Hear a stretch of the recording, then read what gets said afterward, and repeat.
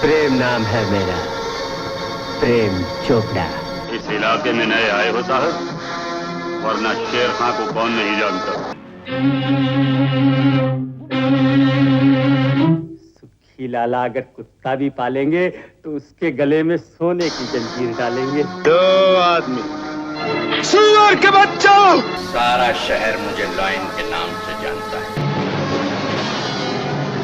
You bloody fool!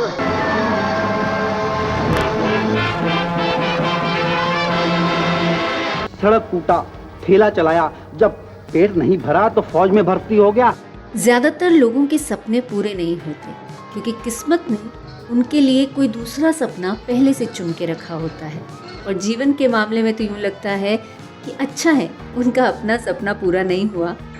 पूछो क्यों? वरना कौन बनाता 61 फिल्मों में एक ही किरदार निभाने का रिकॉर्ड। नारायण नारायण। भले ही जगदीश राज की तरह उनका बनाया रिकॉर्ड कहीं दर्ज ना हुआ हो, मगर जीवन ने एक अमर पौराणिक किरदार को बार बार पर्दे पर जिया तो है। और सिर्फ जिया ही नहीं, बल्कि इस तरह वो किरदार लोगों के जहन में बिठा दिया है कि इस संवाद के बिना हम आज भी नारद मुनि की कल्पना नहीं कर पाते। नारायण नारायण। उस समय के एक मराठी अखबार ने तो यहाँ तक छाप दिया था कि अगर आकाश से असली नारद मुनि धरती पर आकर जीवन की तरह नारायण नारायण ना बोले तो लोग उन्हें नारद मुनि मानेंगे ही नहीं।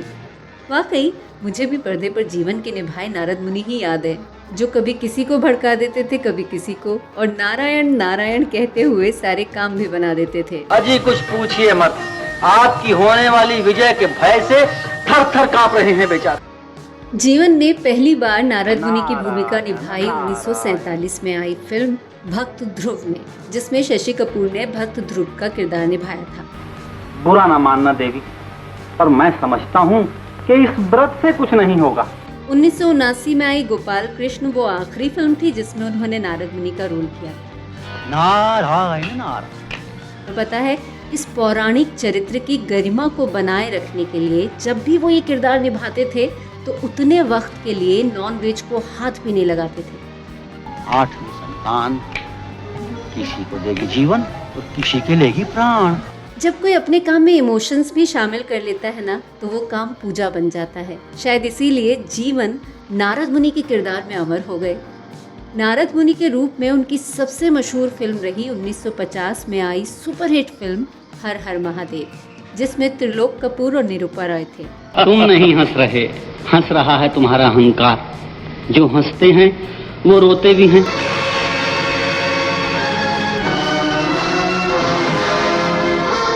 नादान पंछी को शिकारी की ताकत का अंदाजा नहीं। हाँ, पॉइंट है आपकी बात में। अजीत की जुबान खोलने की चाबी हमारे पास है।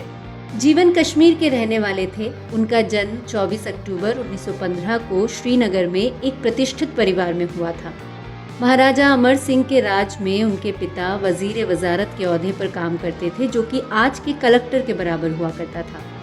जीवन कॉलेज में पढ़ाई कर रहे थे, फोटोग्राफी का शौक था और सोचा यही था कि ग्रेजुएशन के बाद कश्मीर में एक फोटो स्टूडियो खोल लेंगे।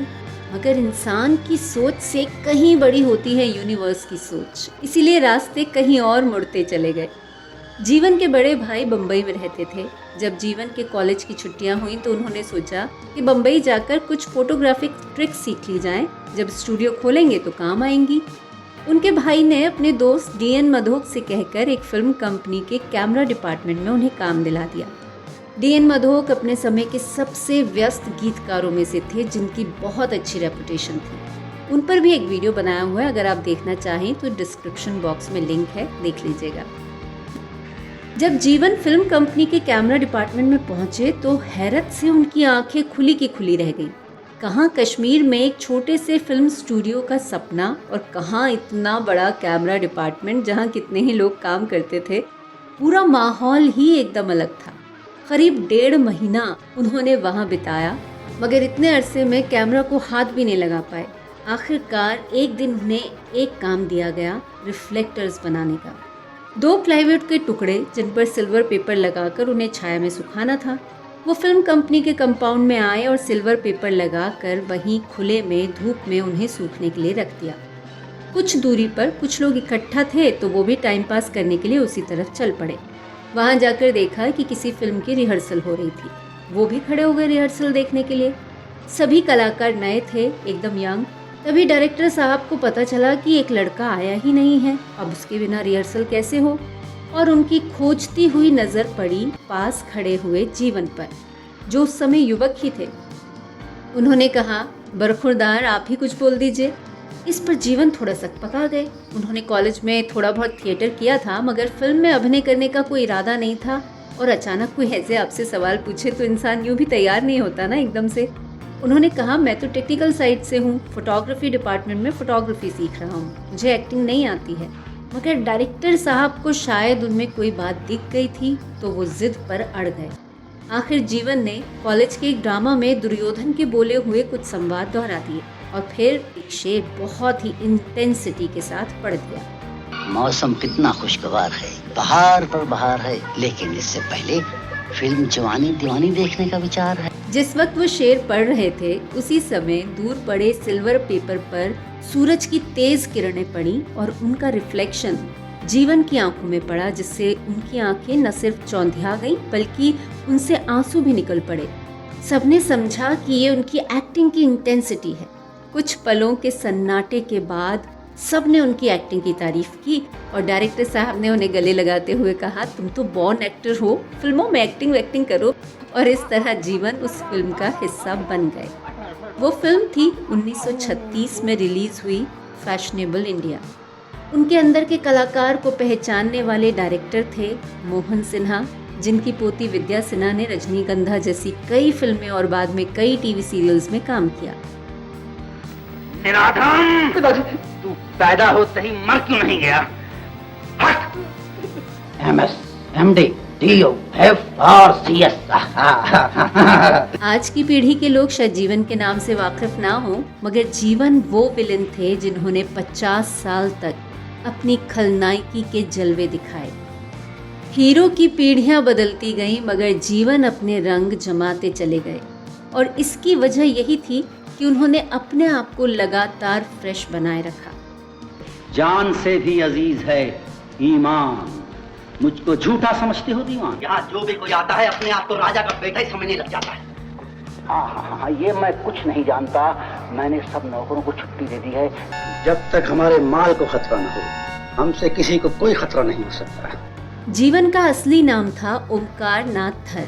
कहते हैं कि विजय भट्ट ने उन्हें उनका फिल्मी नाम दिया जीवन। जीवन भले ही फोटोग्राफी करना चाहते थे, मगर जब एक बार अभिनय के मैदान में उतर गए तो उन्होंने इसे बहुत ही गंभीरता से लिया। बरखुरदार, वादे का एतबार समझदार नहीं किया करते। जीवन की डायलॉग डिलीवरी कमाल की थी। आपने अगर उनके बोलने के अंदाज पर गौर किया हो तो अलग अलग दौर में उन्होंने अलग अलग एक्सप्रेशंस उसमें जोड़े ताकि वो पर्दे पर लगातार फ्रेश बने रहें। मेरी बात कुछ और थी।